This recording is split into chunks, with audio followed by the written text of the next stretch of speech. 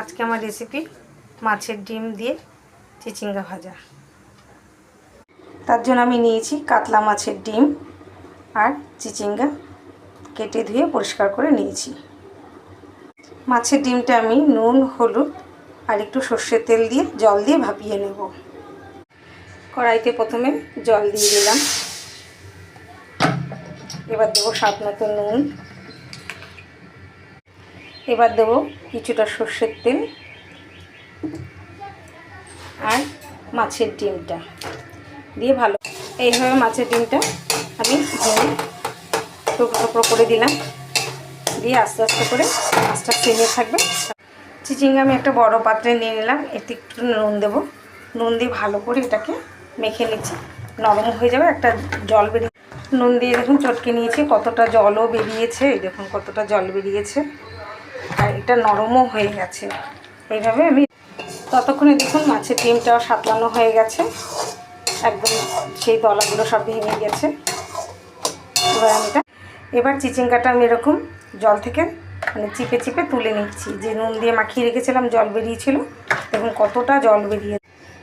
কড়াইটা ধুয়ে পরিষ্কার করে নিয়েছি। এবার দিয়ে দিচ্ছি সর্ষের তেল।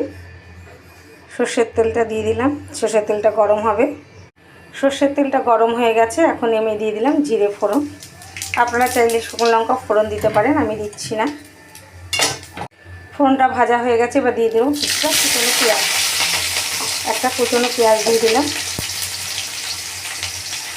পেঁয়াজটা একটু ভাজা হয়ে গেছে। এখন দিয়ে দেবো সেই চিচিঙ্গাটা দিয়ে দিচ্ছি। এবার দিয়ে দেবো স্বাদ মতো নুন আর হলুদ দিয়ে ভালো করে মিশিয়ে নিচ্ছি। নুন হলুদ ভালো করে মিশিয়ে নিয়েছি। এবার একটা ঢাকনা দিয়ে দেবো। দিয়ে আমি এটা সেদ্ধ হতে দেবো। এটা আমি জল দেবো না। চিচিঙ্গাটা দেখুন ঢেকে দিয়েছিলাম, সেদ্ধ হয়ে গেছে। এবার তেলও ছেড়ে এসছে, চিচিঙ্গা ভাজাটা হয়ে এসছে। এবার দিয়ে দেবো একটু মিষ্টি স্বাদের জন্য। আমি 2 চামচের মতো যে মিষ্টি দিয়ে দিলাম। দিয়ে ভালো করে মিশিয়ে এবার এখান থেকে কিছুটা আমি তুলে রাখবো, কারণ আমি আর আমার মেয়ে মাছের ডিম দিয়ে ভাজা খাই না। ইলিশ মাছের ডিম হলে খেতাম, কিন্তু একলা রুই। এবার দিয়ে দেবো সেই মাছের ডিম সাতলানোটা যে ভেজে রেখেছিলাম, দিয়ে দিলাম। দিয়ে ভালো করে মিশিয়ে নিই। মাছের ডিম দিয়ে চিচিঙ্গা ভাজা কমপ্লিট হয়ে গেছে। এবার আমি নামিয়ে নিচ্ছি। মাছের ডিম দিয়ে চিচিঙ্গা ভাজা রান্নাটা হয়ে গেছে। আমি যেভাবে করেছি আপনারা সেইভাবে করে খেয়ে দেখবেন, ভালো লাগবে। ভালো লাগলে আমাকে বেশি বেশি করে শেয়ার, লাইক, কমেন্ট করবেন।